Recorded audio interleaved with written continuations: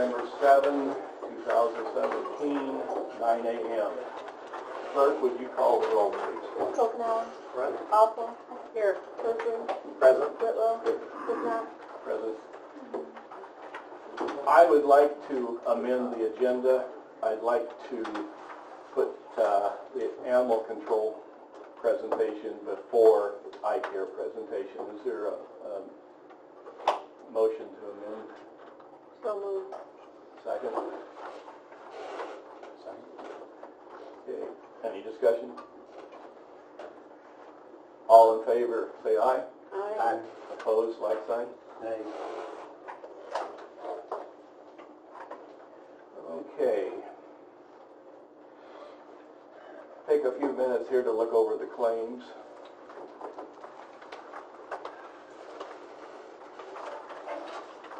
Oh, we need to approve the agenda. It's been pointed out to me. Is there a motion to approve the agenda?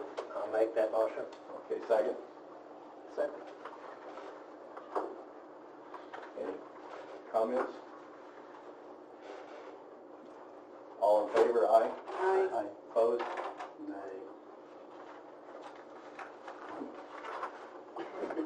Now, look over the claims, please.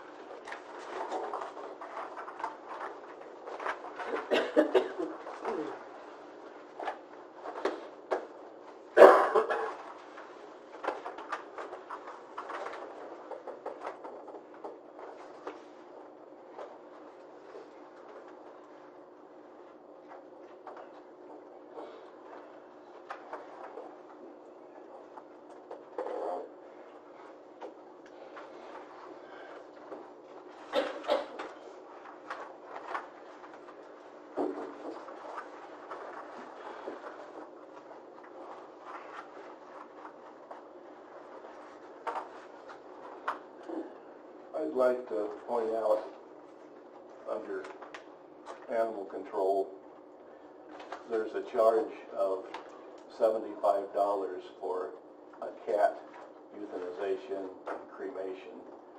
A private citizen brought it in and asked Dr. Yusuf to put down the very sick cat. Do we want to start a policy of paying for euthanization and cremation of someone's animal they brought in? No, I don't think so. Okay. We would reduce the amount of the claim then from $1935 to $1860.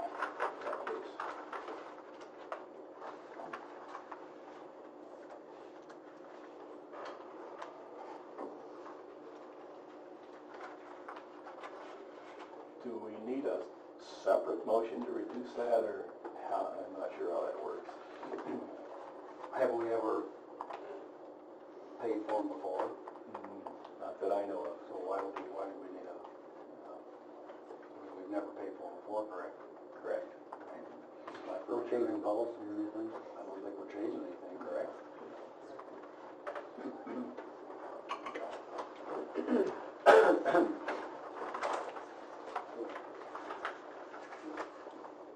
We just need to make sure that that new amount, you said it was $18.60.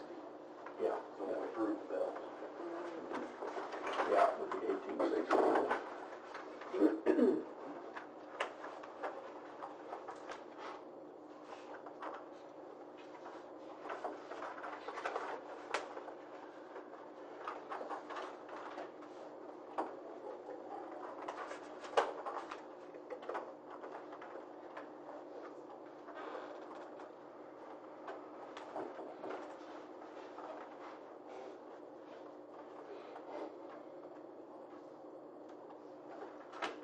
Everybody finished?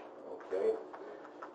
I would entertain a motion to approve the bills and send them on to full county board with a reduction of $75 in animal control amounting to $1,860. So moved. Second. Any discussion? Amanda, would you call the roll, please? Omenauer. Yes. Alsop. Yes. Hersing. Yes. Whitlow. Yes. Sitnak. Yes.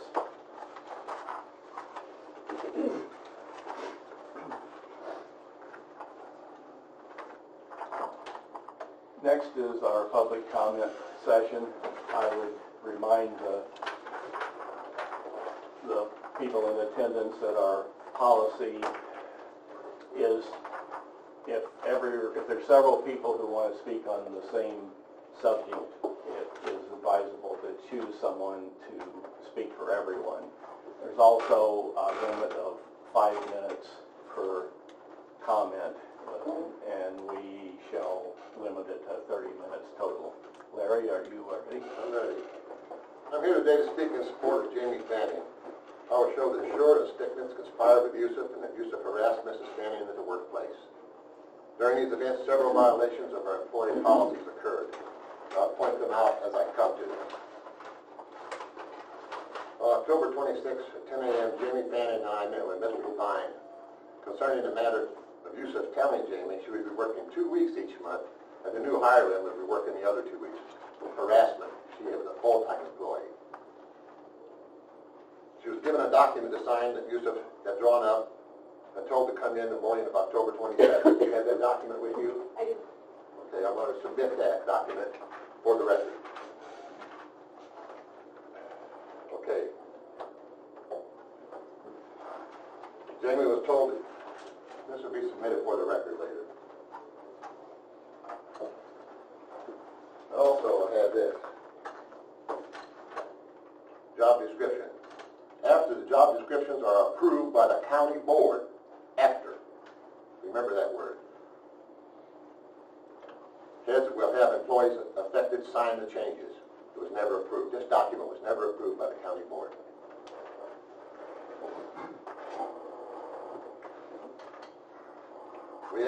He told Jamie he had been in meetings with Yusuf. Sorry about that. He had been with Sticknitz, Sure, and Devine, and they had approved these changes. At the meeting, we asked Mr. Devine if this was true, and he denied it. He said it had never been in the only meeting he had been with was to look at the document and give it back to Yusuf and told him changes needed to be made. Tax committee meeting stated that the new person would work when Jamie was not available. Period. You approved that here. The full board approved that. He went beyond what the tax committee approved and what the full board approved by giving the new person 2 weeks. He exceeded his authority. Okay, Jamie was told on the morning of October 27th that since she had not signed it, she could not work. More harassment, more verbal harassment. I called Mr. Devine and expressed my concern. He asked for Jamie Yusuf's number and I gave it to him. The call was made back to me that Jamie was not going to be fired. Here we are today and she's fired. Since then he called her and told her she had to come in for a meeting after giving her the day off and told her she couldn't work. She had no child care at this time and tried to schedule a meeting for Monday. He refused to schedule it, told her she had to come in immediately. He told her she had to take her child, he didn't tell her, she had to take her child to her husband's workplace because she had no child care. He forced this upon her. Best animal control officer we have was fired at this meeting. Jamie requested at this meeting a board member be present, so Sherry Johnson and I were present to attend the meeting. John Shore refused us access to that meeting. Go ahead. All these are out of our policy handbook.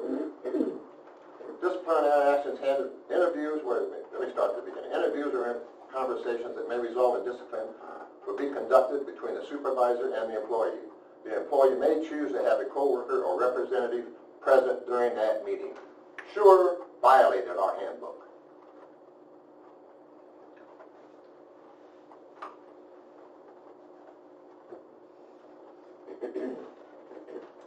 I spoke with Kentucky Animal Control and Hilton Animal Control.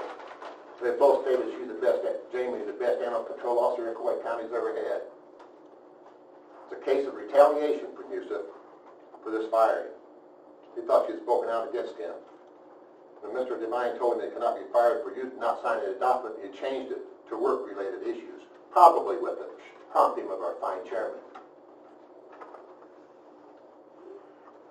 The only issue she had was calling Hoopston Animal Control and Key Animal Control to verify she was doing things correctly after Yusuf had told her to do it wrong.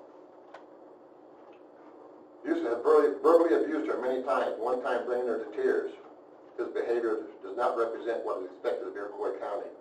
He has also verbally abused Beth. I'm going to bring her in here. I have permission from Lisa to bring her in here, and she'll tell you. Verbally abused her. Let me repeat that. He's verbally abused 2 employees from Watsika, from Iroquois County.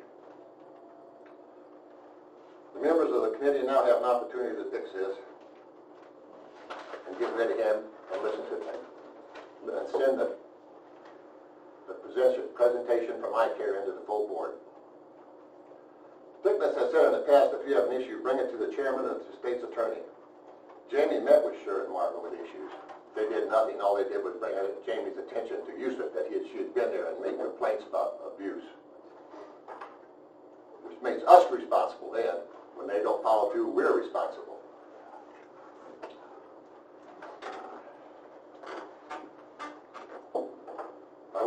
I went into the state's attorney. I told him I had evidence that the resignation had been handed from hand to hand and been accepted, and the process had been completed, and I could get him signed documents. The state's attorney looked at me and said, I want nothing to do with this. I want this over. He said, I want nothing to do with this. I want this over. Here's my signed documents, and there's another one coming, and this verbal statement coming here. On Friday, September 15th, Eustace called me to approximate. This is Jamie Fanning.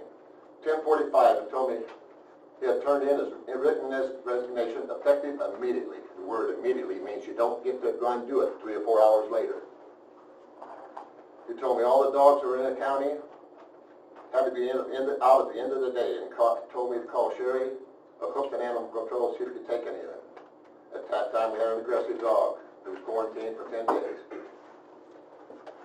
I requested the dog be euthanized at the end of the day. The owner had requested. The 10-day was up beginning the next week, so I asked him if he was going to hold that dog. That was to prevent harm to her, transporting that dog, and he denied that. Yusuf told me I had until the end of the day to remove all the dogs from Watsika Animal Hospital. He repeated he wasn't sure what to do. Oh, here is it coming about Marvin.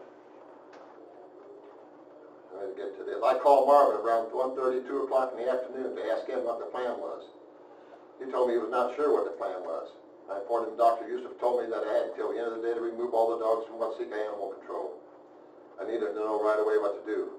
He repeated he wasn't sure what to do. He told me he was in Watsika and was going to talk to Dr. Yusuf. He had talked to Dr. Yusuf before 10 o'clock that morning, as you'll find out in the next statement coming up. He was lying in here. False statement by our fine. Okay, your time's up. 5 minutes. It's been more than 5 minutes. Okay. We have enough more. Anyone else? Yes, Marvin, unless there's other members. Sherry and I have been working on this. We will present fact.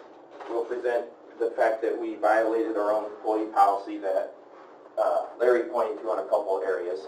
I also will present that the county is in violation of our own county ordinance with regards to animal control. And then we will close with the fact that we are criminally violating state statute. The county is. And so it may take a few more minutes than 5 minutes, but you want to hear everything because there's criminal issues too that we are liable for and civil fines. So with that, Sherry will present the policy procedure manual and I'll present the ordinance and then we'll close with the state statute. Just to reiterate, on October 27th at 4:15 p.m., I went with Jamie Fanning and Larry to Dr. Yusuf's office. He had requested a meeting with her, as Larry had already stated, and Mr. Scher did tell me that I could not go back with Jamie for her discussion with the two of them, even though she had requested that I be present. This is a direct contradiction of the Iroquois County Employee Manual. Mr. Scher referred to Jamie as an at-will employee at this time, which entitles her to all of the rules of that manual. I've highlighted them and several violations between Mr. Scher, Mr. Sticknot, and Dr. Yusuf regarding policies from that manual. Jamie met with Mr. Scher and Mr. Sticknot on 2 separate occasions prior to her termination regarding Dr. Yusuf and the way he was treating her.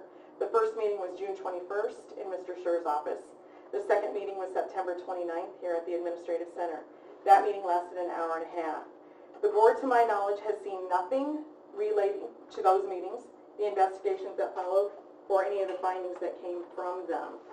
And in regards to employee discipline, as you can see, this did come from the employee manual. Employee discipline, there's a 5-step process. I've seen no information from that. One of the biggest things that I think that we have to look at is there was also supposed to be an exit interview. There's been nothing like that. And in regards to harassment, I directly read, Iroquois County is committed to providing a work environment that is free of harassment. Harassment consists of unwelcome conduct, and it goes on to state all of the different, whether it be verbal, physical, etc. And it says, Iroquois County will not tolerate behavior that interferes unreasonably with an individual's work performance or that creates an intimidating, hostile, or offensive work environment.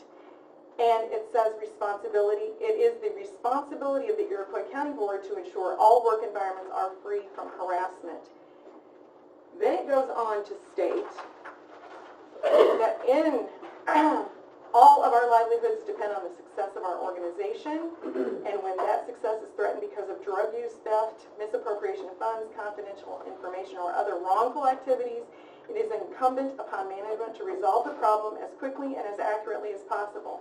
Investigations protect both employees and the county as a result of their livelihoods.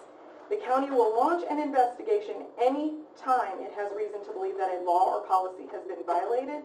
As far as workplace harassment is concerned, the county will investigate any complaint it receives, even if the complainant requests that nothing be done. Immediately upon receipt of an allegation or incident of misconduct, the county will assign an investigator to the case.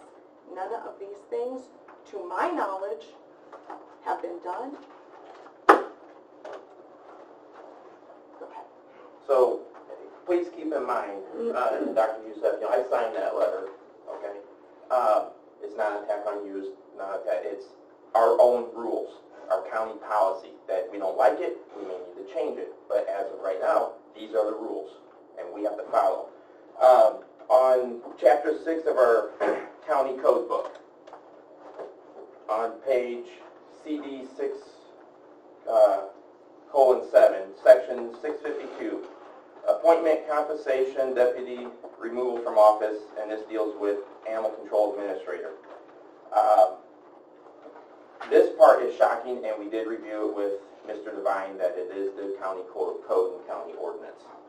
The appointment of the animal control administrator shall be for 2 years. We have researched from when Dr. Youssef was first appointed effective December 2013, there has never been a reappointment done for Dr. Youssef. So per our own ordinance, his appointment is expired. And as of today, we do not have an animal control director because our own ordinance, I didn't make it, you know, the previous board members were on, and so this is the ordinance. You know, you can be mad at me for bringing it up, but this is the rules that we have to follow. And that's the issue that we're raising, is that in trying to keep Dr. Youssef or fire people or whatever, we're not following our own policies. Okay? And so, and now Sherry will go on to the big issue that we are criminally liable potentially with Class C misdemeanors and $500 a day fines. I'll allow you a total of 10 minutes for the two presentations. Well, you'll want all this, so go ahead.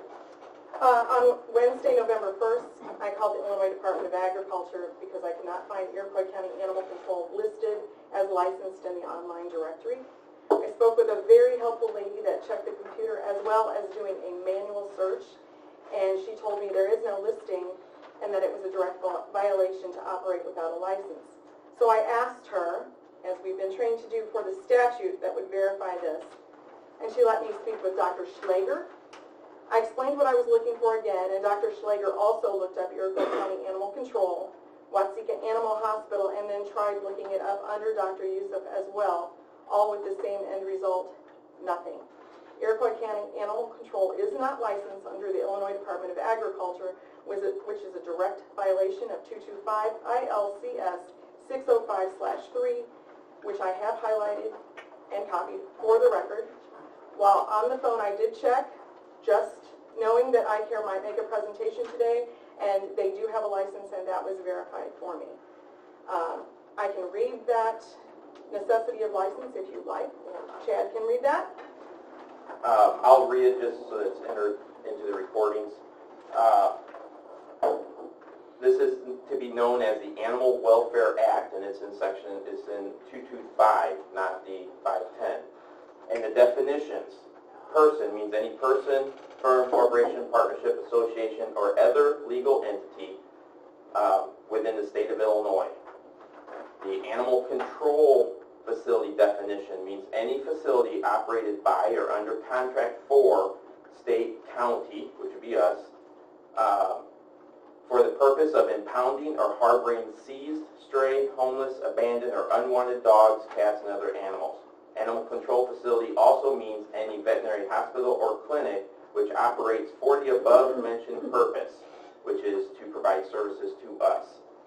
Under Section 3, 225 ILCS 605-1/3, no person, remember the definition of person includes the county, no person shall engage in the business of an animal control facility without a license, therefore issued by the department. Within this law, it also states the responsibilities that we as an animal control facility have to do when we turn over dogs and cats, and we didn't dig into that, but we probably should as we go forward to make sure we're fully compliant. The key piece is in Section 20, any person, and remember the definition of the person includes the county, along with people overseeing the program. Any person violating any provision of this act, which we violated Section 3, we don't have a license, is guilty of a Class C misdemeanor, and every day a violation continues constitutes a separate offense. And then the next paragraph, administrative fines. The following administrative fines shall be imposed by the department upon any person or entity who violates any provision of this act. The first violation, a fine of $500. So the issue, and I'd like to restate, we are presenting from our own ordinance, from our policy, from the state statute. We're trying to keep the emotions out of it, whether we like or don't like whoever. The issue we have is we have failed to follow county policy. We have failed as a board to follow county code. And we have also failed to follow state statute. Now, under our duties and responsibilities, the animal control administrator shall have the following duties: supervising the animal control program as required by statute. So, the burden, from my perspective as a county board member, the burden for compliance to make sure we are up to date would be on the animal control director. But the burden also falls on this committee to make sure he has all the tools. I'm concerned, did Dr. Youssef ever receive a copy of our employee policy manual? I would think if he had the actual copy, or if the chairman would have said, hey, in the process of handling Jamie, here's our policy manual, make sure you follow it. I kind of think you probably would have followed it if you were given the copy. But also as a director, you should have inquired of our HR, okay? And so, I'll just recap real quick. Violate policy, not allowing witnesses in, the investigation, the word shall. The appointment, he's no longer the animal control director because we never reappointed him. And Jim Devine concurred that that's our ordinance and it's never been changed. So we do not have an animal control director today. And then finally, we cannot operate an animal control facility or do any of that because we don't have a license. So this committee now needs to figure out where we take dogs that are brought in, because until we get a license, I'm not going to be liable for a Class C misdemeanor. That's why I'm bringing it up to you guys. Okay? You know, there's been a lot of just take my word for it, and we did. But look at what's happened from taking our word for it, when we have never sat down, when we went to deal with disciplinary issues, actually open up our own policy, our own code, to make sure we comply. We as a board have done a disservice to Dr. Youssef by not making sure that we did our due homework to make sure that he had all the tools and the rules in place. We were more worried about what does the public think in covering this and just fix it, make it go away, and oh, don't worry about Larry, you know. And I met with Larry, and some of the things he had, I didn't see it. Okay, he'll tell you we met, you know, and I didn't see it. But because of this latest round, it caused Sherry and I to say something's not right. And I read the code. You know, I asked for, you know, where's the authority? And I went to our code, and then I asked for the policy manual, and I did it myself. As such, all of this whole committee should have sat down with our code and said, hey, is this what we want? Oh, we didn't do a reappointment. Is this what we want in our code? But that's never been done, and shame on us as a county board. So we leave you with that. Here is a copy of the state statute. I highlight the key pieces for you. Everything else, it's in the employee policy manual, which is what we read from. And if we don't like this, we need to highlight the changes we don't like in it, and then present it to the board to fix it. Do it the right way, not the behind the scenes, behind the board work way. Do it the right way. Talk to our department heads and say, what do you like or don't like? But for right now, this is our guiding document. Our county code is the document and the state statute. So I thank you for your time, and please, don't be upset at the messenger. I'm relaying our state statute and our codes. And I thank Sherry for helping. So, Mr. McGinnis, Yes, sir. I would assume then that if Dr. Youssef has not been reappointed as animal control director, then he did not have the authority to hire Jamie. So therefore, Jamie was not ever... Jim Devine, the legal term he used to support, because I asked that very question, what happened to the fact he's never reappointed? What about the decisions that he made to support the county to put down dangerous dogs? Jim said because we kept sending him money in light of not knowing what our code was, that would protect us by law and his actions would be fine. But from this point forward, we now have the rule and we have to follow that. Does that make sense? Because I'd have to talk to Mr. yeah. Because I was concerned about liability for decisions that, you know, the dangerous dogs that we had to put down, that were dangerous, how that would affect by bringing up the fact that we are in violation of our ordinance. And he feels legally we are safe, and that the decisions that he made was safe because we continued paying him. And then, but now the fact that we know this, we can't continue that. So the past decisions are fine. Okay, thank you. So, Would you like to get up, please, and make a public comment? When I had only been here about a month. Who are you? My name is Beth Udke. I am the former animal control clerk. I had only been here about a month, and there was a miscommunication on who was supposed to be doing between the animal control warden and myself on who was supposed to be sending out the village bills for when she went and picked up an animal and billed the villages. And I had called we had talked to Dr. Youssef about it, and he was very cruel and yelled at me, and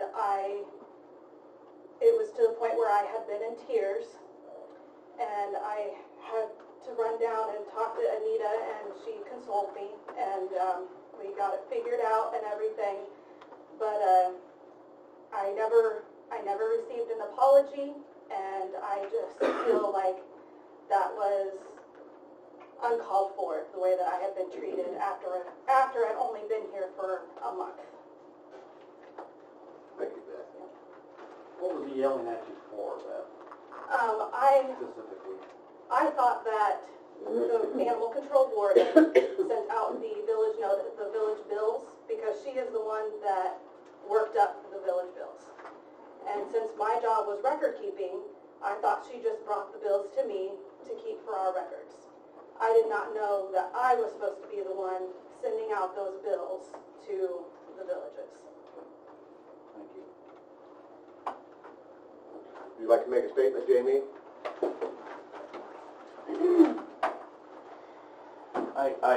I would appreciate if you spoke to me about people. Jamie, your turn. Just briefly, touch base, basically the same thing. I'm not going to go over every single instance, but multiple times as employed with animal control, I was spoken to by Dr. Youssef in a manner that was not professional. I was spoken to very disrespectfully, yelled at on several occasions. I was also, spoken to in a way that I cried. I did report that to you on the 21st, that basically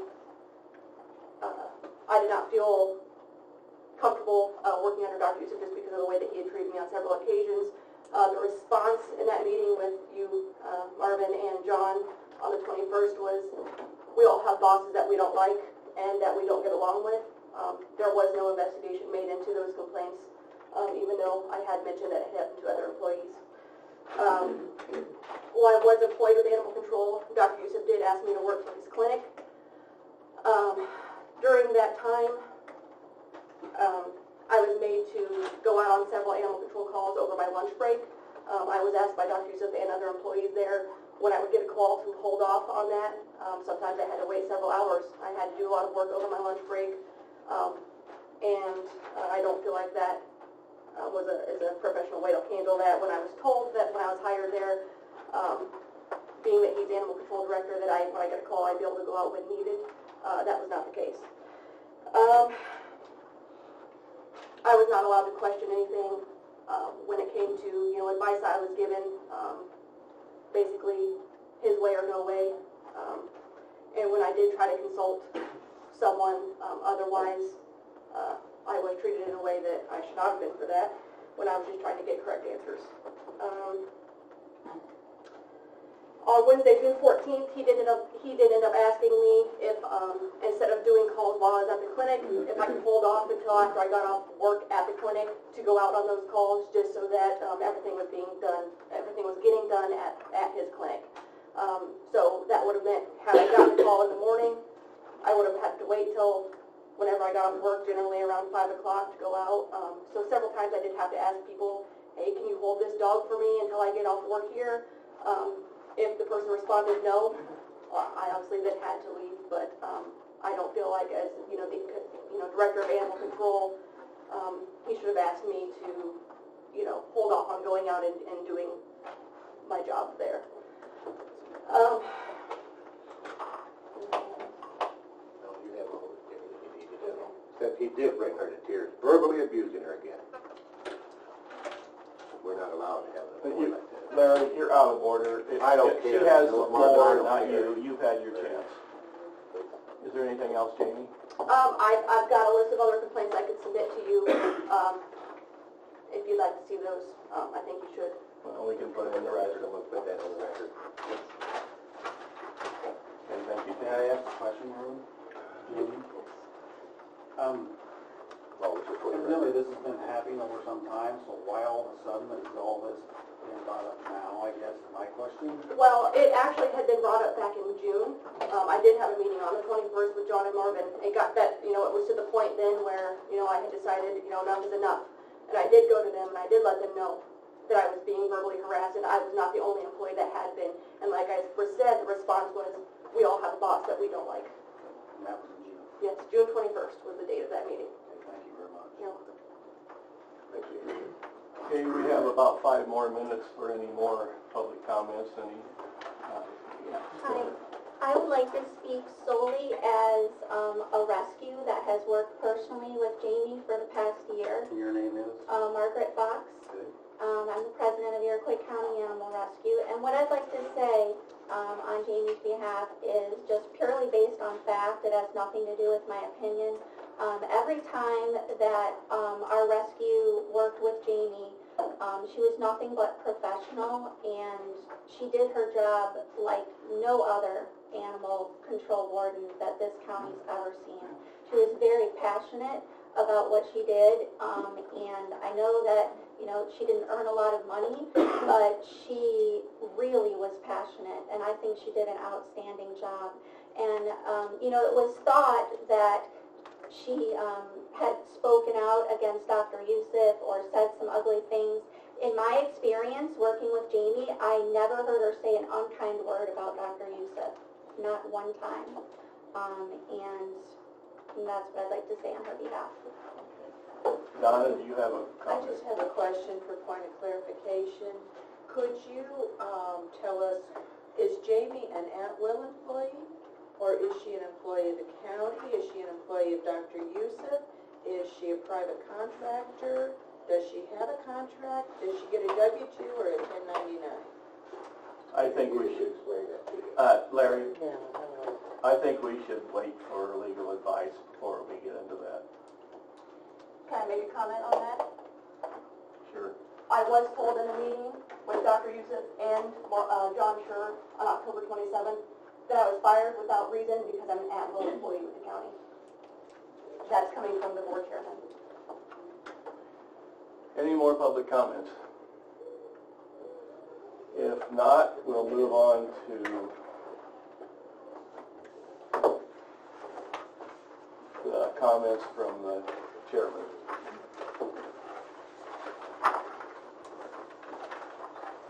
Iroquois County operates an animal control department. We are not a shelter. We operate under the statutes of the state of Illinois and the county of Iroquois. Our administrator of animal control is Dr. Youssef. He is well versed in the laws governing animal control. He is very accomplished in his field. He holds several degrees concerning animal and human medical care.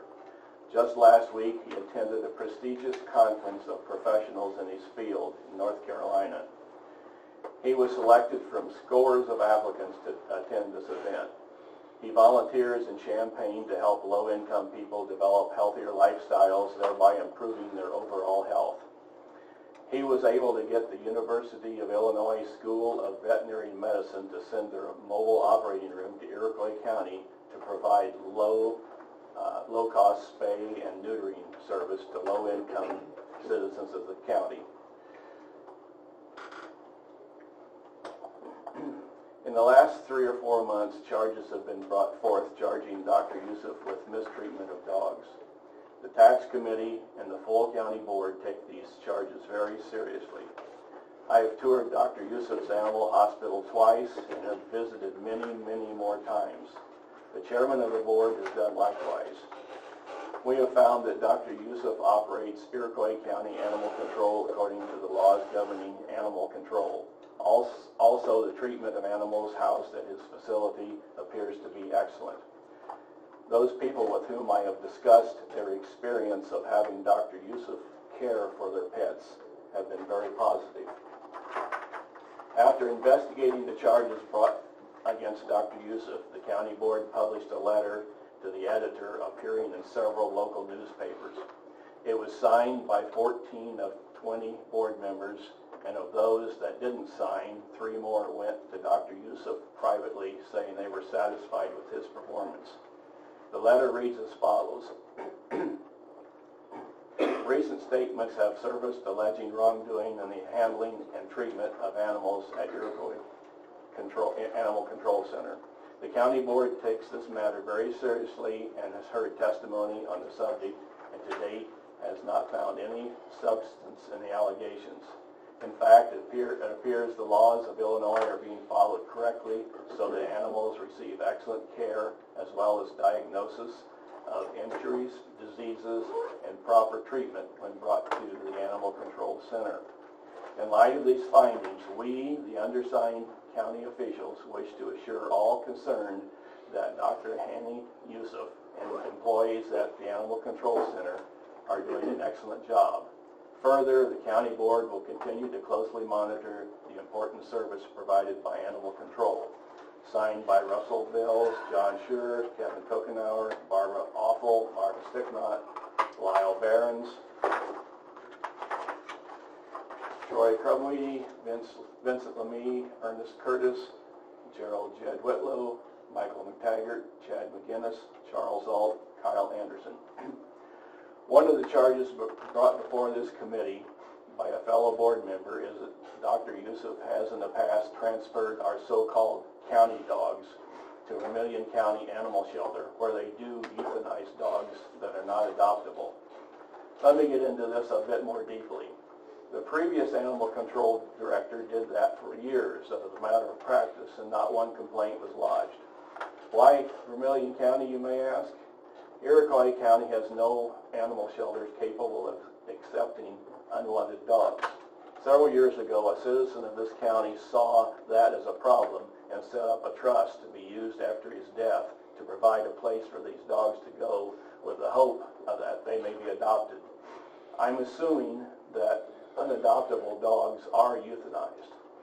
The Vermilion County shelter receives proceeds generated by this trust with the understanding that they would take our homeless dogs.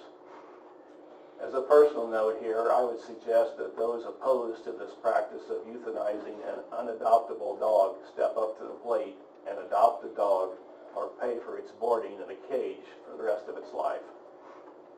As for various charges of mistreatment of dogs lodged against Dr. Yusuf, they were investigated and found to be either trivial or false. For instance, it was charged that Dr. Yusuf underfeeds dogs in his facility. A friend of Jamie filled in for her for one weekend. She brought in a couple dogs that were roaming freely. She gave the animals a large portion of food and was reprimanded for overfeeding them. I would assume that she had volunteered at an animal shelter and believed she knew the proper feeding practices for dogs. She was corrected not because of the cost of the food, but because it put the dogs' lives in danger, possibly causing their deaths. When it is unknown when a dog has last eaten, one must be very careful about overfeeding, as it can cause kidney failure, etc. Yes, you may say that's just what Dr. Yusuf says. Please look it up on the internet. I did at petmeds.com and found it to be fact. That's just one of the charges that proved to be false.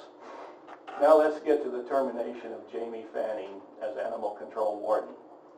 Does anyone here think we didn't sit down with Jamie and try to work with her concerning her job performance?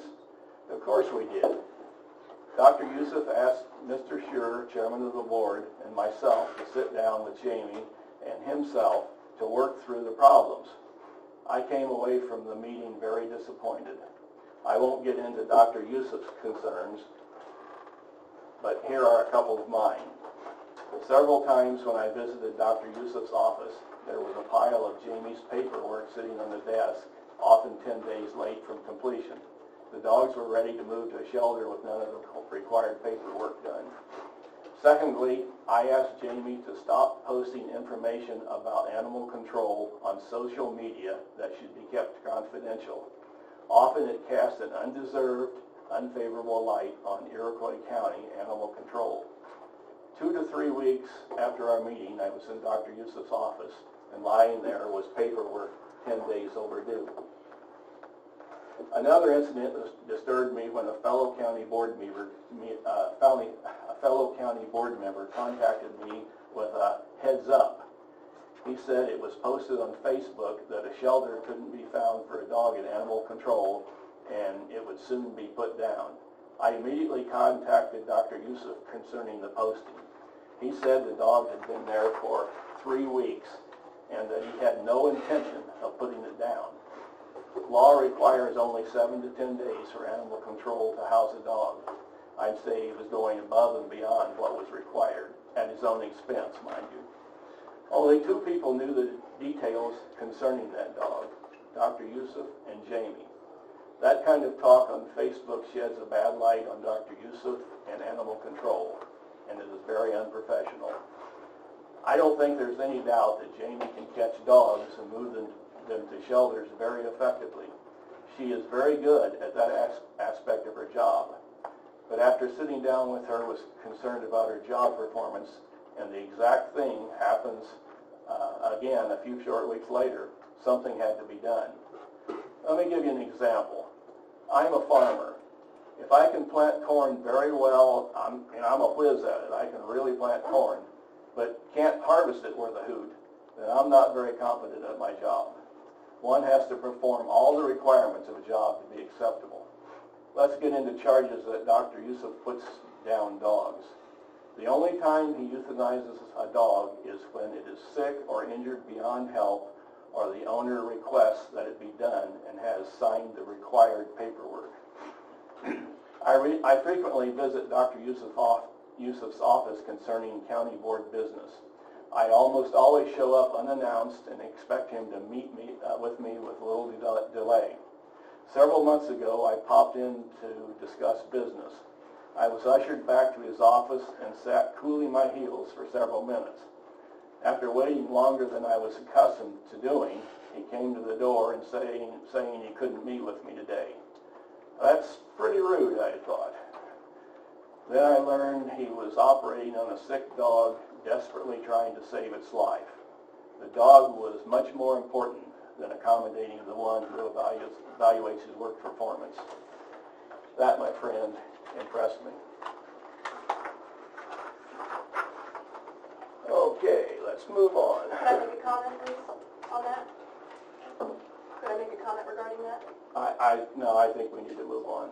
Can I ask a question regarding that? No, I think we're through with public comments and that. So I'm not allowed to defend myself against what you just said? You're trying to suppress information. Marvin, may I ask a question? Yes.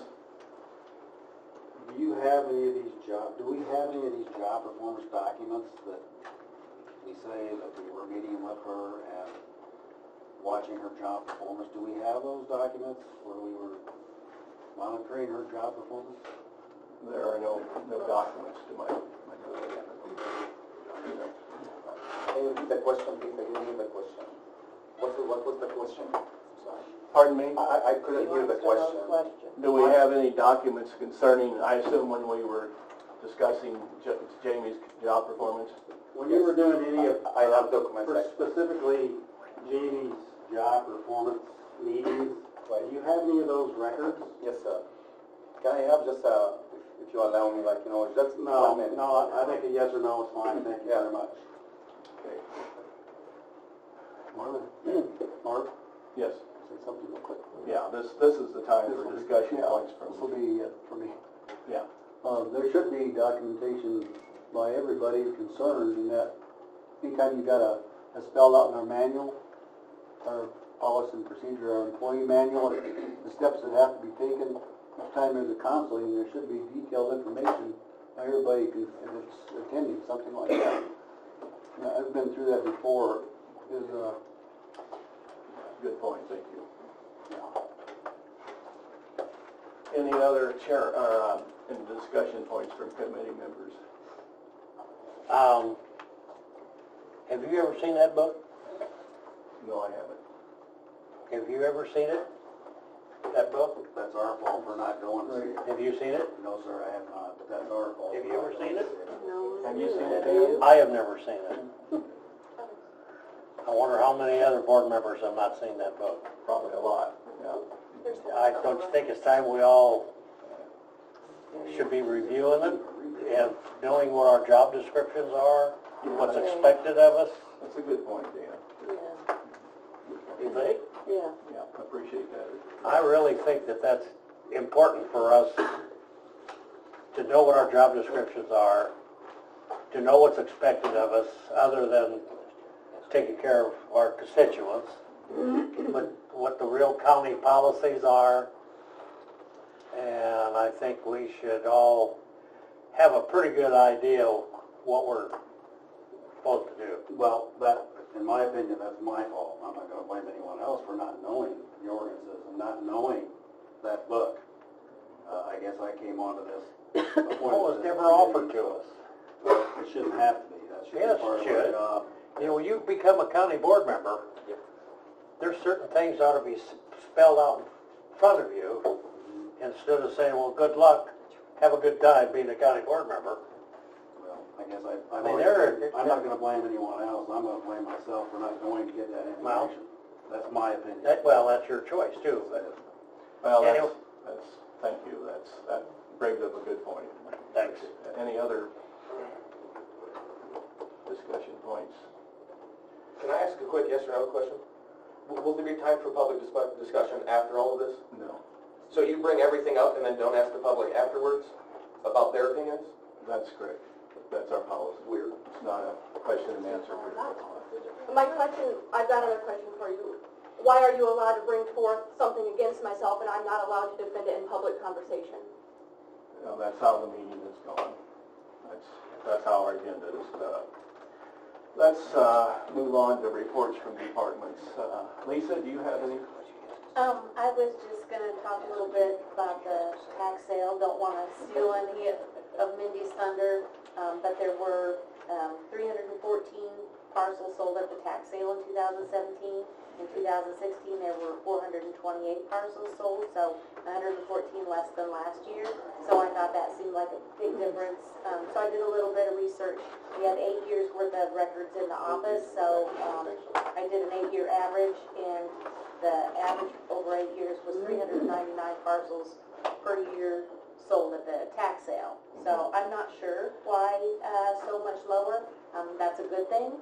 I have a little bit of a theory that a lot of Willow Estates parcels are not getting back to tax sale every year. They're being sold, and so that keeps those from reoccurring.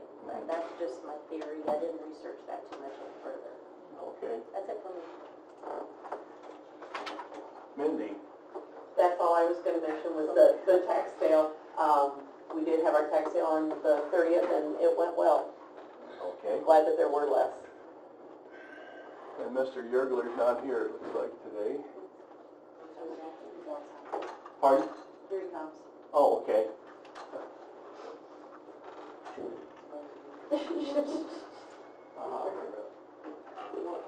Mr. Yergler, you're up next. Look who showed up. Perfect timing. Bail assessor change notices and SA change notices to the taxpayers. Publications will be in the paper starting next week. And so moving forward, board reviews in session. They'll be reviewing complaints and we'll be receiving more complaints as the time goes. And going forward. Okay, good, thank you. Dr. Yusuf? Yes, sir. So, last month we received one bad case and came back negative for rabies. We picked up 5 dogs have 7 dogs bite, 1 cat bite, and the man goes in. I have just one question. So I will comment actually very quick, like I wasn't preparing for that or have the intention to talk about that. And even when I was in North Carolina, I think radio station or newspaper talked to me and they said why did you let her go? Jamie, let her go. And I said, I don't want to embarrass her. And I refused all the allegations the gentleman or the lady, said about me, the harassment, or it's absolutely 100% it's poor job performance. And I have one document here, just one. I have other documents, like I said, and this is signed by her. This says final and last warning. That's not part of the report. You're out of order. You're out of So order. I'm saying that if the board members need to sit down with me and show them everything in details, so because anybody can accuse anybody about anything. This was harassing me, I was crying, and he twisted my arm, all of these things. He can say whatever you want to say. But I have documents, and she signed about one of them, and I didn't want to, till now, because I'm a professional, I cannot reveal information outside to the public. Well, I But think if the board members would like to see that, I have it here. And that's what I'd like to see all the job Absolutely. performance records within the last 2 years. Absolutely. Please. Same Sure. here. I'd like to, can I make a comment on that? Because I've got a copy of it as well. No, we're not going. Why are you letting him speak but shutting her up? We're not. This is ridiculous. He is part of the agenda, you are not. This is absurd. I will allow Jamie's comments to also be said, and or if she has information stating on these documents, job performance documents, that I think we ought to see her side also. At a later date, right? Sure. Okay. Let's, we can put that on the agenda next month Yeah. to go through this. We need to move on here. We don't have all day. There's a meeting right after this. Okay, anything else, Doctor? Next up is a presentation by iCare. Margaret, are you prepared? Yes, sir. Where shall I stand so that everybody can see what I have to present? Stand up here. Okay, my name is Margaret Fox, and I'm the president of Iroquois County Animal Rescue. We've been in business since 2008, and we are licensed by the state of Illinois. We're also registered as a 501c3 charitable organization, which makes all of our donations tax deductible. And we're recognized as being an outstanding charity by the department that regulates charity, and that can be found on the internet, our charity rating, which is 4 stars. Okay, has everyone had a chance to read the presentation, or should I go over that point by point? Okay, awesome. All right, so I have a chart to present. I was told PowerPoint was not an option because there's no projector, so I made this 8th grade poster work. So, this will just help get me through the presentation. Before I start this, I'd like to say one thing. I am for or against no one here. I'm not against Dr. Youssef. I'm not for his, removal. This is purely a business presentation. It has nothing to do with personal feelings. I have no problems with Dr. Youssef. He's provided good care to our shelter animals. Although I would like to mention that once he found out that I was giving this presentation, he did refuse to let me make any future appointments for our shelter animals. And that is fact. He did call me, and I also have our vice president as a witness that he refused to treat our shelter animals based on this presentation alone. Okay, so quickly, it is a comparison between what Watseka Animal Hospital provides the county and what Iroquois County Animal Rescue provides the county for the dollar that you're paying. So first we have climate control. You'll notice here that Watsika Animal Hospital, the kennels have no heat, no air conditioning, and no fans. Over here, for Iroquois County Animal Rescue, we do have a heated kennel, we have air conditioning, and we have several ceiling fans as well as an industrial fan for the dog kennel facilities. The next thing is access to food and water. At the Watsika Animal Hospital, there is never water or food present in any of the kennels. Jamie can attest to that, past animal control officers can attest to that fact. I personally, when I've gone back there to pick up a dog that's being released to our shelter, have never once seen water or food in the kennels. And the comparison is our shelter, there's always 24/7 access to food and water. And this goes back to the Humane Care for Animals Act that is in Illinois that states that all animals should have access to food and water at all times while they're being housed in an animal shelter or animal control facility. So you can find that information online. The next point is cage space. So the Watsika Animal Hospital has roughly a 3x6 kennel that they offer, and that is about 18 square foot per dog, which is the minimum that you're allowed by the Humane Care for Animals Act to house a dog in, okay, as a minimum of 18. However, they only have 4 working kennels. One is broken. So when the warden picks up more than 4 dogs, the animal has to go into what we use for a cat cage, which is 8 square feet per dog. And that is clearly in violation of the Humane Care for Animals Act. So if the state went out to give Dr. Yusuf a license to house animals, which you've heard that he does not have, they would object to this, and they would actually give him a $500 fine for the first offense of keeping a adult large breed dog in 8 square feet of space, because the minimum is 18. So is that clear? Is that point clear? Okay. At our shelter, we offer 80 square feet per dog. 80 square feet. The minimum allowed is 18. We offer 80 square feet per dog. And that's just the standard at our shelter. It's always been the standard. We don't do less than that because it causes significant stress to the dog, which can cause the dog to act out aggressively, bite someone, hurt someone. You know, if an animal is under stress, that's what's going to happen. You're going to get a negative response from that animal. Okay, the next point is the number of kennels. As I stated before, Watsika Animal Hospital has 4 working kennels and 1 broken kennel. So what happens if more than 4 dogs come in? Then they go into what we use for cat cages. Our shelter, we currently have 6 80 square foot kennels, and we are in the process of finishing up our expansion, which is well on track to be completed before 2018.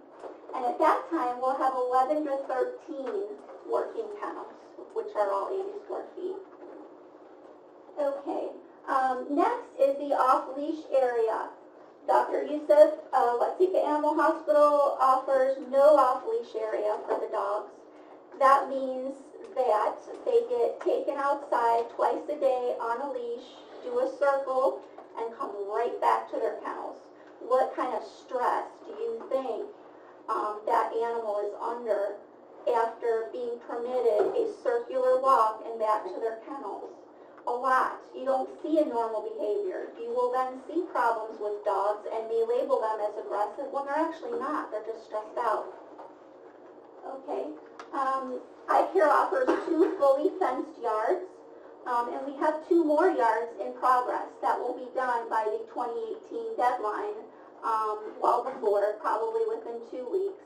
So that would be 4 fenced-in yard areas to offer the dogs exercise, to exhibit normal behaviors like digging, running, interaction with other dogs. So that's the off-leash area. The next point is the bedding. Watsika Animal Hospital provides no bedding to the dogs. You will never see a blanket in there, a sheet, a towel, nothing except a cold cement floor for the dogs to lay on, okay? We offer several bedding options. In every kennel you will see a raised bed, which is basically a hammock bed that is off of the ground so that they're not on cold cement. We also offer a dog house in every kennel. So if they're feeling stressed out, they need to have less stimulation, they can go into their dog house and just kind of decompress, okay? The next thing is blankets. We always have plenty of blankets in there, which are changed daily. We do laundry. There's always blankets in the dog house and on the Kuranda bed, which is the raised bed for every animal. The next point is staffing. So at Watsika Animal Hospital, you have 2 overburdened staff members. One is full-time and one is part-time. Why do I label them overburdened? Because they are responsible for everything that happens in that facility, from mowing the lawn to, putting clients in the room, to answering the phones, to ordering everything that the Watsika Animal Hospital uses. And that is one full-time and one part-time. So how much time and consideration do you think those ladies have time to give animal control dogs? Do you think that they have time to do more than just a circle with the dog and bring him back to his kennel? No, they don't. The time's just not there. It's not that they're uncaring women by any means. They just don't have time to perform all of their paid responsibilities in addition to looking after animal control dogs, which sometimes can be as many as 6 to 8 dogs in there at one time. That's all time taken away from their paid duties working as an assistant in an animal hospital. Whereas our shelter, we have 2 shifts daily of volunteers.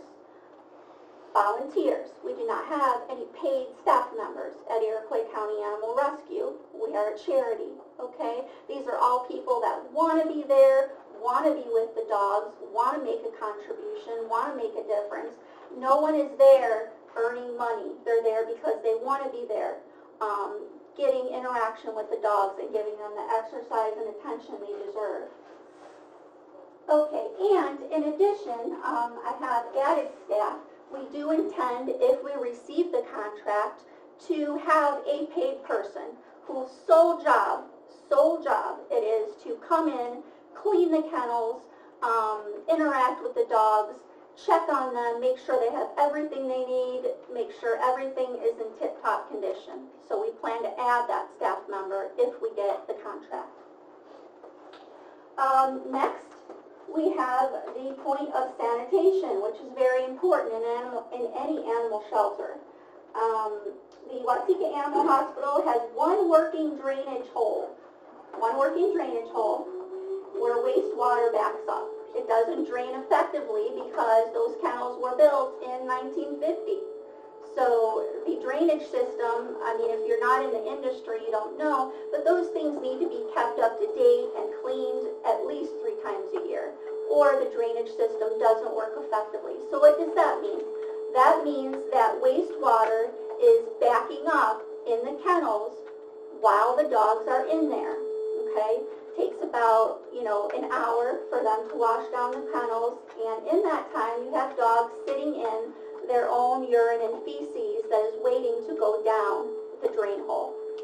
So that's very inhumane, it's very unsanitary, it can definitely cause health issues in the animals and for the humans that are in there cleaning and working in that building.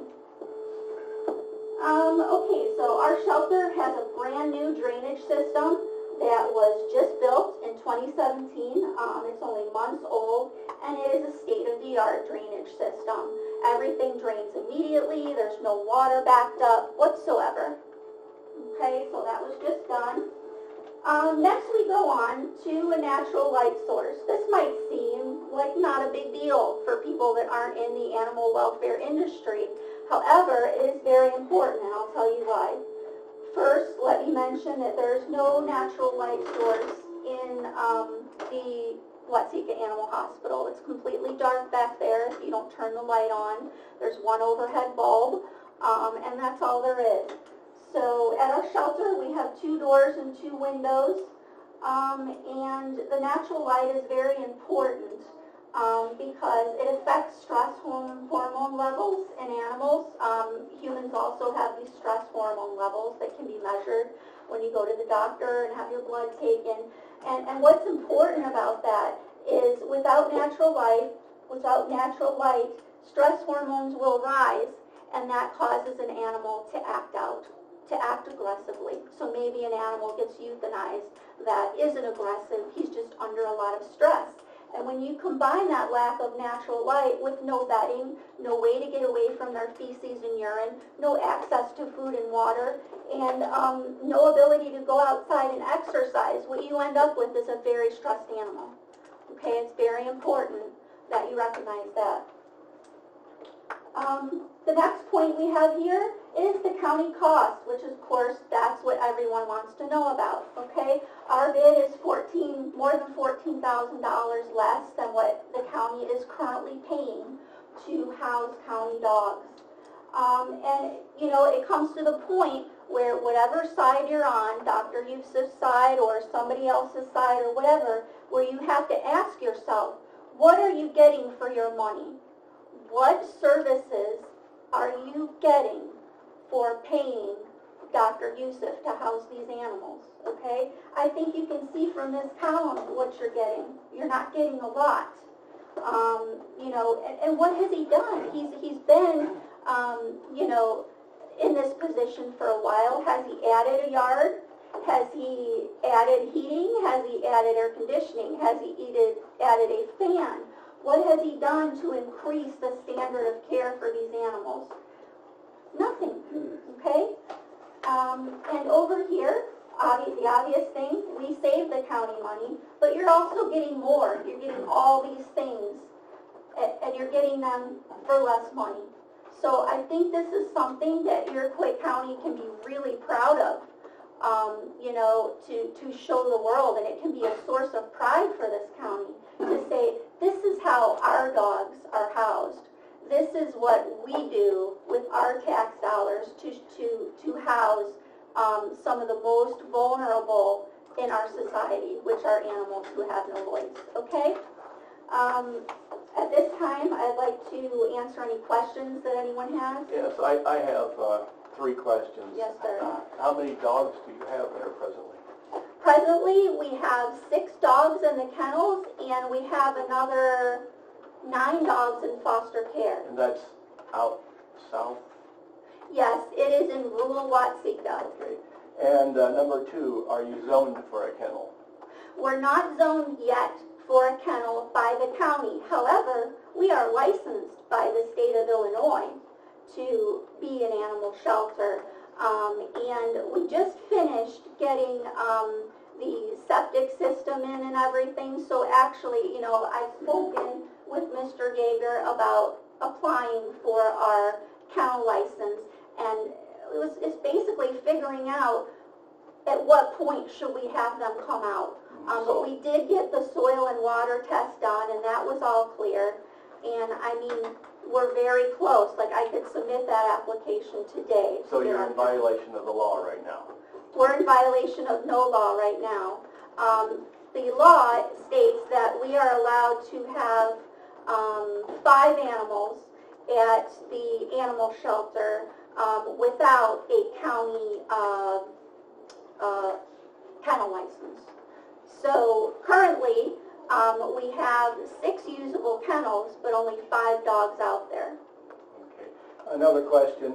Yes, sir. Can a 501c3 charitable organization contract as a business with, say, Iroquois County legally? Can you show us information that that's Absolutely. legal? I have proof of that.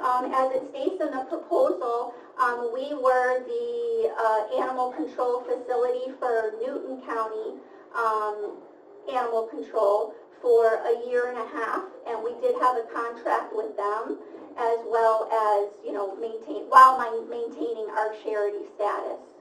and we fulfilled that contract. We were praised publicly by the board, which I have newspaper articles of about an amazing job we did. That contract ended because the county was forced to make serious cutbacks at all levels of government. And at that time, they did decide to go to a kill facility, which we refused to run. We refused to run a euthanasia type of shelter. And can you tell us about your arrest and conviction of dog theft in 2014? I would love to. I was hoping that you would ask me that. The dog in question was found on the side of the road about 20 yards from our shelter. Very often we do find dogs and cats in front of the shelter because owners are too cowardly to bring the animal inside and fill out the paperwork that states that they're relinquishing that animal to the shelter. So one of our volunteers found the dog very close to our shelter, assumed that it was a dog that was dumped, which 99.9% they are. It was in the evening, so he brought the dog home with him to provide it shelter. The next day, we started posting on our site and all of the lost pet sites that we had found this dog. And we also called animal control, who I believe Shay Cobb was the warden at the time, and we told her that we found this dog. She said, I can't come out this late, you'll have to save it for the morning. And I said, okay, I just want you to know we have this dog. The next day, at probably about 2, the owner had called our vice president and proceeded to threaten her and verbally abuse her that he wanted his breeding dog back. And she said, okay, I will meet you at the shelter. However, we do need you to pay for the microchip, the distemper shot, the dewormer, and the flea medicine that we put on your dog.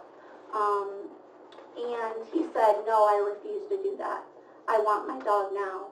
And we said the dog will be turned over to animal control then, and you can pay the fines and get it out of there.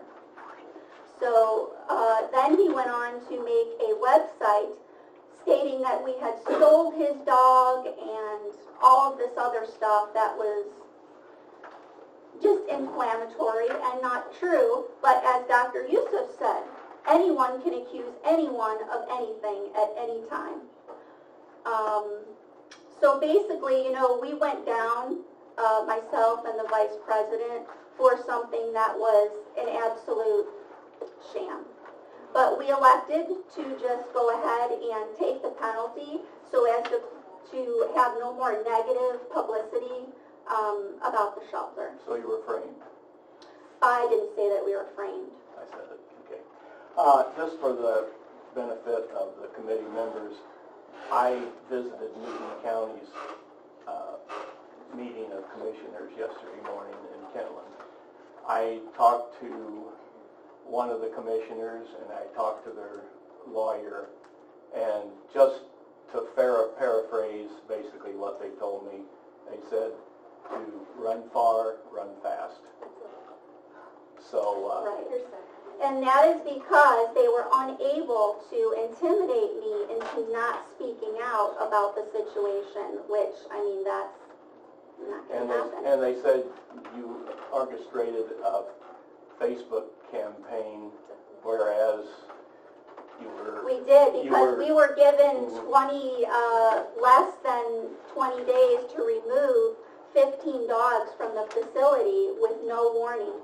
And that was a problem. We had to raise money to take those 15 dogs and to put them into boarding.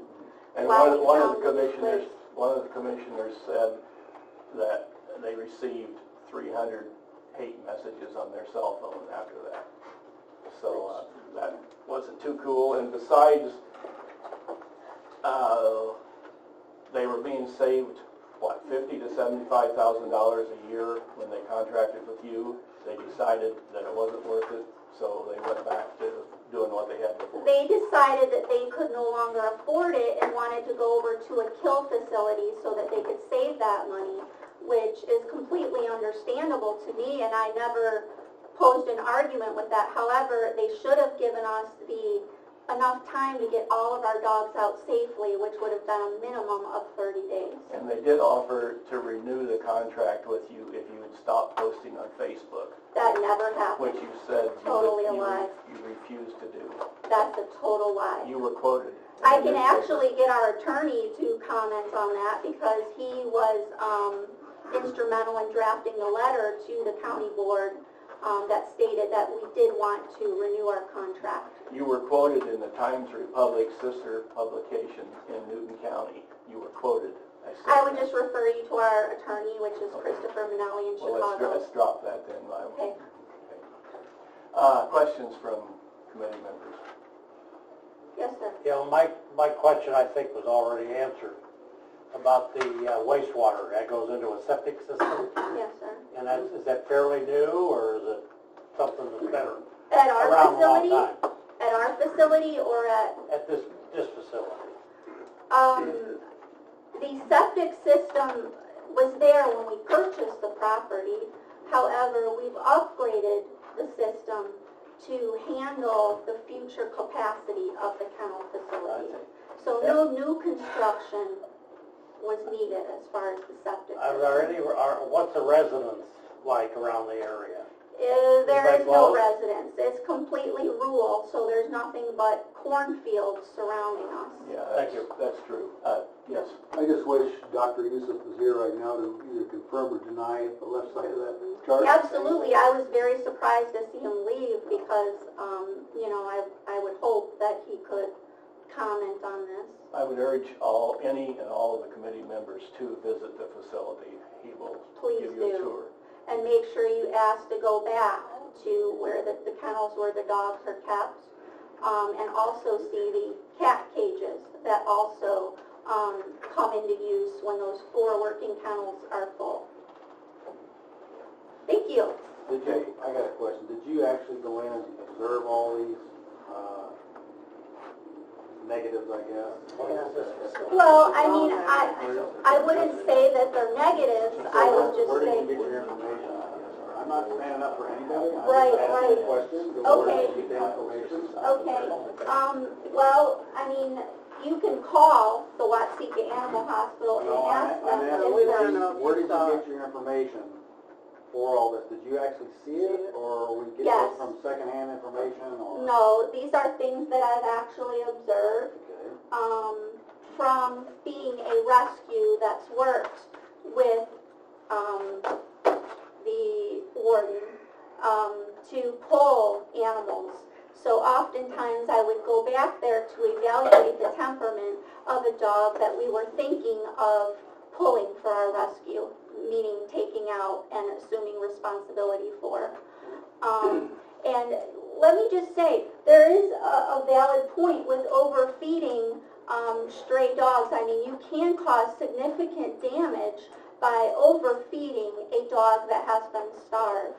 However, what the protocol is for that is that you feed them small meals several times a day. And I have a lot of experience doing that. The protocol is not to feed that animal one small meal and not feed him again till the next day. That is not the protocol, and you can look that up on the internet as far as protocol for feeding animals that have been starved or dehydrated. And you do surgeries and everything out here too, if an animal requires surgery, or is any of We that do not. We've staff? actually been using Dr. Yusuf for our surgeries, and that includes alteration of the dogs that we pull, rabies vaccines for the dogs, any kind of health issue or tumor. We've used Dr. Yusuf in the past. We work with several area vets. We also work with Kankakee County Animal Hospital. We work with Dr. Carey Animal Clinic in New Lenox. We work with the U of I Emergency Clinic. We work with the Mokina Emergency Vet and also the Cicero Emergency Vet. So, and BCA County West. So those are just some of the veterinarians that we utilize, but by and large, we've taken 90% of our animals to Dr. Yusuf in the past year. And I'm not at all saying that he's not a skilled veterinarian. I mean, that is irrelevant. He's, you know, done a good enough job where we've kept bringing our shelter animals back to him. He's the closest vet, and we'd like to continue to use him, although I doubt that he will be willing to welcome us back. So it's not required that you have a vet on staff? It is not, no. We have volunteers that have vet appointments, multiple vet appointments every single day of the week.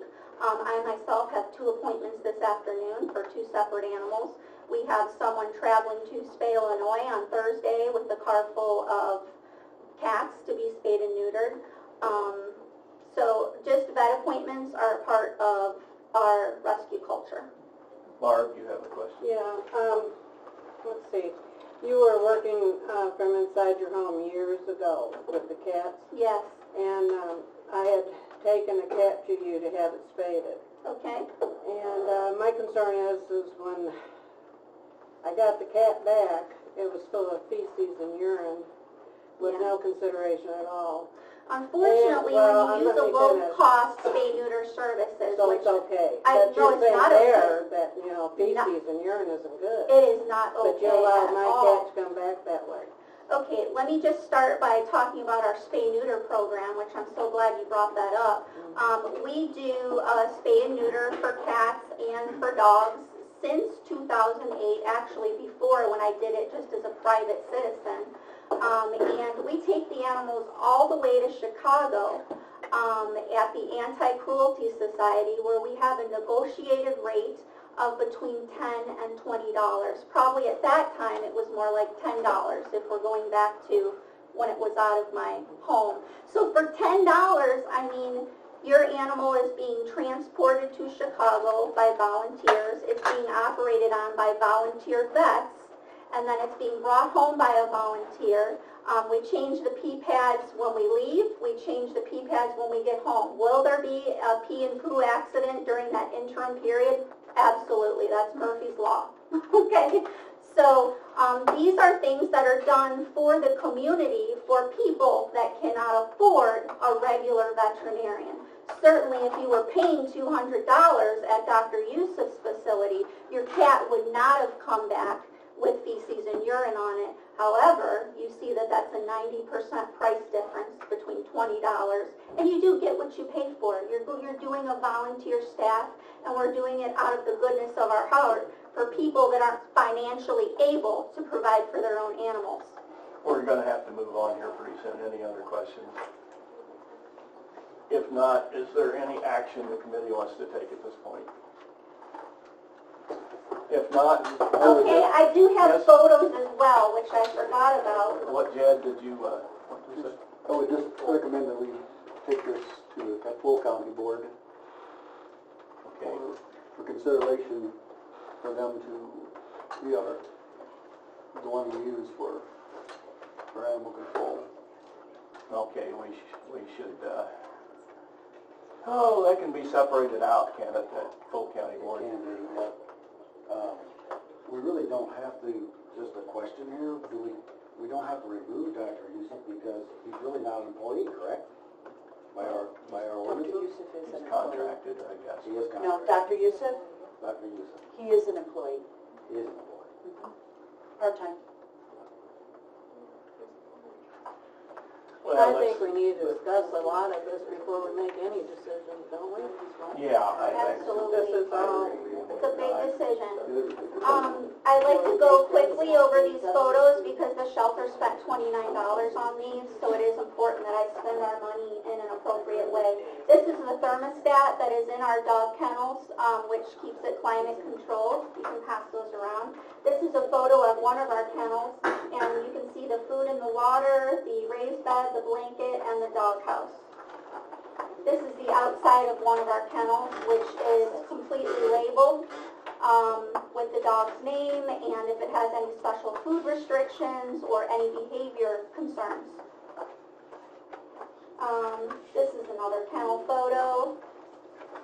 This is another of our kennels. Of course, we offer lots of stimulation like toys and treats and things for them to do so they're not going crazy while they're being kenneled.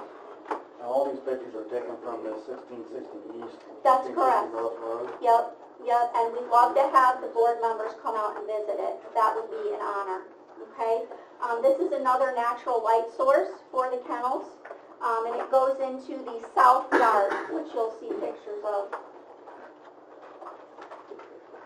This is the south yard. It has a kind of a homemade exercise gym for the dogs. This is the exit to the north yard, which provides natural light source. Are the floors cement, or what are they? Yes, they are. It's all cement? It's newly poured cement. This is the north yard, which shows that we have toys out there, a dog pool, a bench for our volunteers, and another play set for the dogs. This is the fencing for all the yards. This is the fencing. This is called a 360-degree fence, and that is impossible for any dog to get out of. We've tested it with our most experienced escape artists, and it is truly impossible for a dog to get out of a 360 fence. This is the construction of the 2 new play yards that are about 2 weeks away from completion. This is the sink where we wash the bowls, the toys, and our hands to make sure no germs are transferred from dog to dog. And that's another kennel. I also have a photo of Dr. Yusuf's kennel. And in this, you can barely see the dimensions. The side wall is here, and he's up against the right wall. So this gives you an idea of the difference between what you're seeing there and what you're seeing in this So photo. that picture's right up close. You needed a bigger picture. Right, but this is a past photo. I didn't go in there and, conspire to spy I and get understand that, photos. but that's not the same kind of picture you're showing here. Right. Yeah, I think everyone can tell that, but thanks for bringing that up. Sure. Okay, thank you. Thank you. Let's move on to the levy. Has anyone had a chance to look at any of the figures on the levy?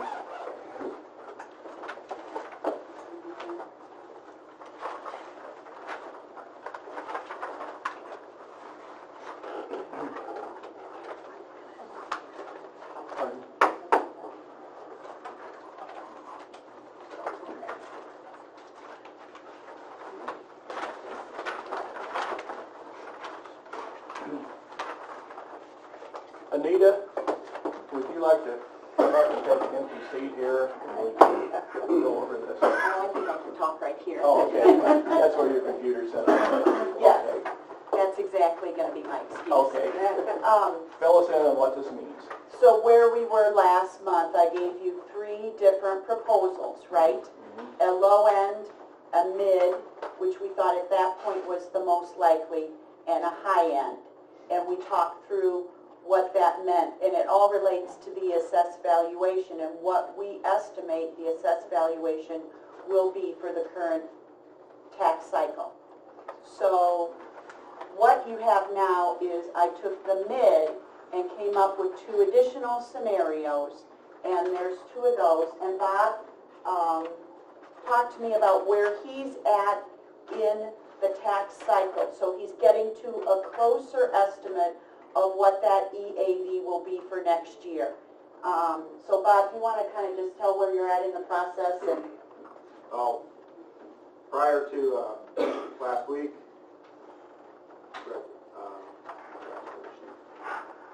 I was at like 535 million, give or take, and then we rolled to border review. So that's after equalization, which was actually a 1 this time, so it really didn't affect much anything on the residential side. So we're at 536 million estimated EAV before border review, any border review action, which is typically a negative reaction, but not a huge negative reaction. So my discussion with Anita, the key is not to leave with the corporate rate, which is the general fund, max rate at 0.27. The goal is not to leave any money technically on the table.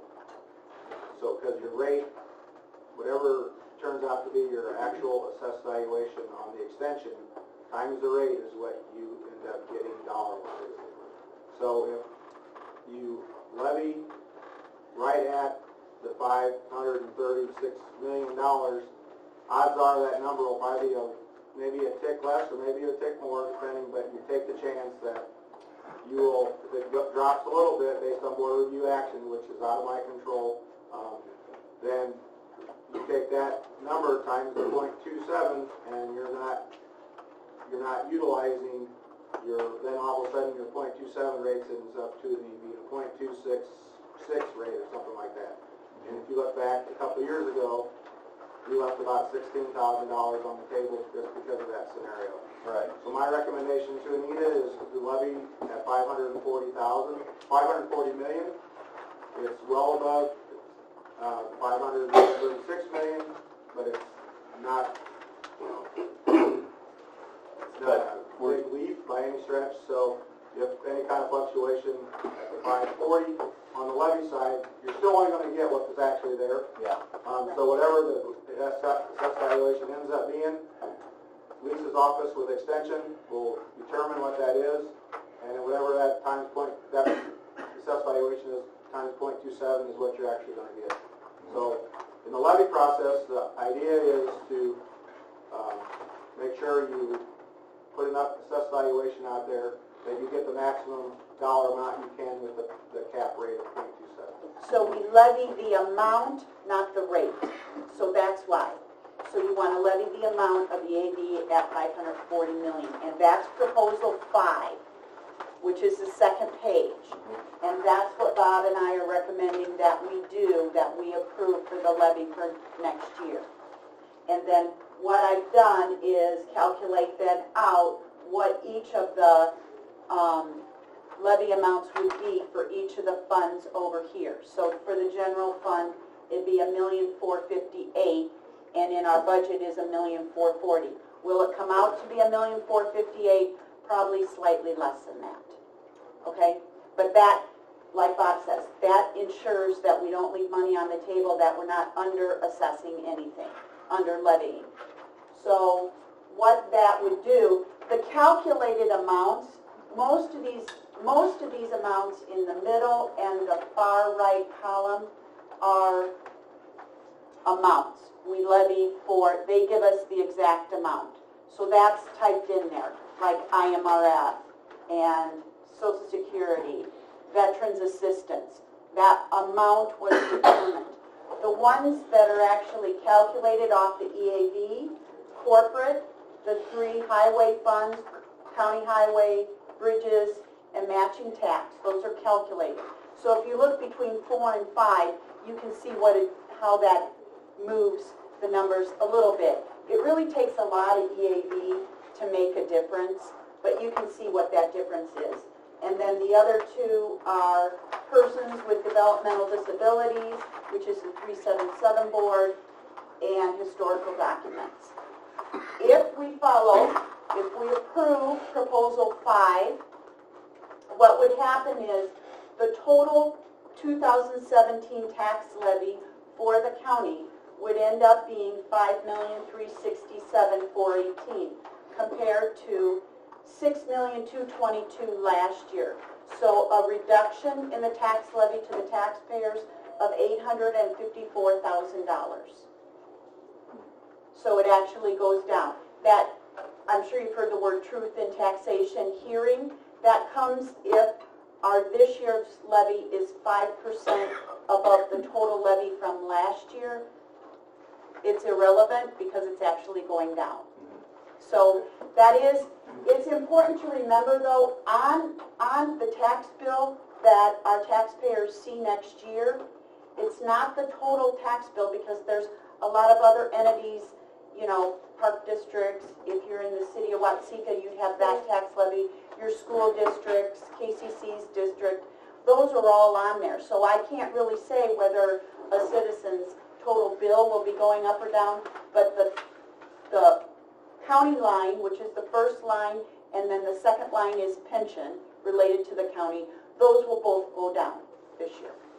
So that's a good thing. If you approve these amounts today to send to the full board for approval, next Tuesday, I would take this, give it to Jim Devine, he'll write a resolution and we'll have that for you next Tuesday. It has to by law be approved before the end of December. Questions?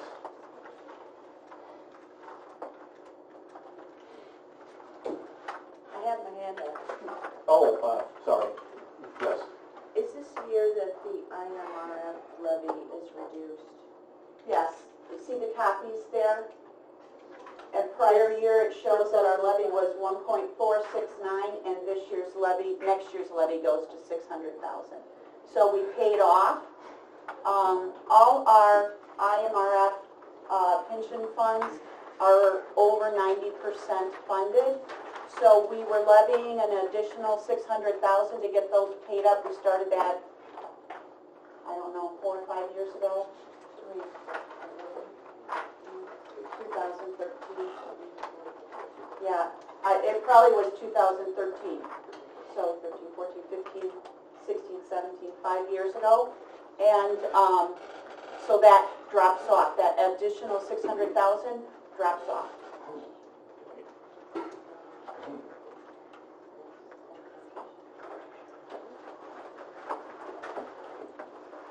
Any questions?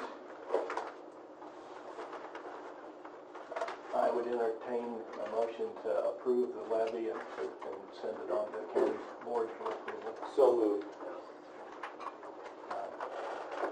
Troy and Kevin. Discussion? Hearing none.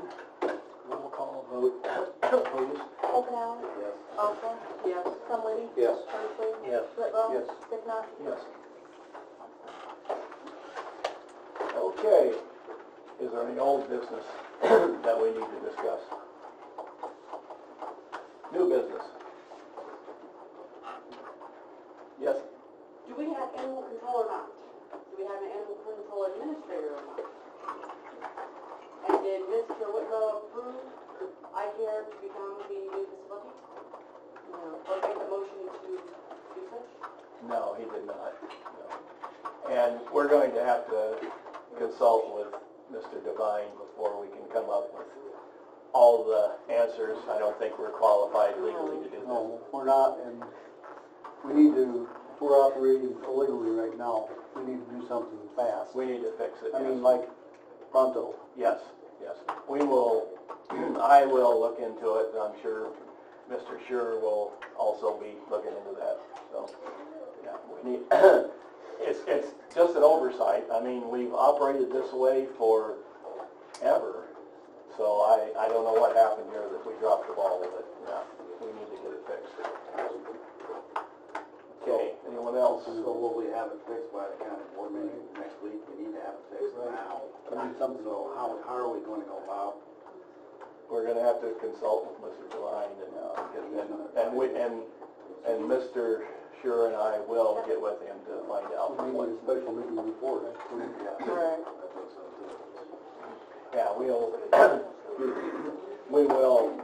look into that. If we need to have a special meeting before that, that's fine with me. Okay. I think that's probably all what happens. Right, we all should talk and... Yeah, we will work on it. Anything else? Motion to adjourn? So moved. Barb, second? Second. Chairman? Anybody second it yet? You want to stay here? I don't want to stay. Can I ask a question very quickly? We need a second. Question?